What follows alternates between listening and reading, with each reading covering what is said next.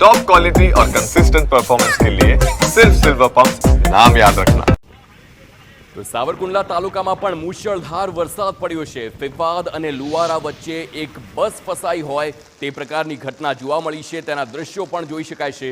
ખાનગી સ્કૂલની બસ ગારિયાધારથી સાવરકુંડલા જતા ફસાઈ છે।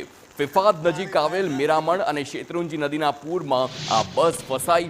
સાવરકુંડલા મામલતદાર, અમરેલી ફાયર વિભાગ અને પોલીસે રેસ્ક્યુ હાથ ધર્યું છે અને જેસીબીની મદદથી 5 જેટલા મુસાફરો હતા તેમને બચાવી લેવામાં આવ્યા છે। ધસમસતા પ્રવાહ વચ્ચે બસ ફસાતા લોકોના જીવ પણ અદ્ધર થયા છે। આ દ્રશ્યો બસના જોઈ શકાય છે।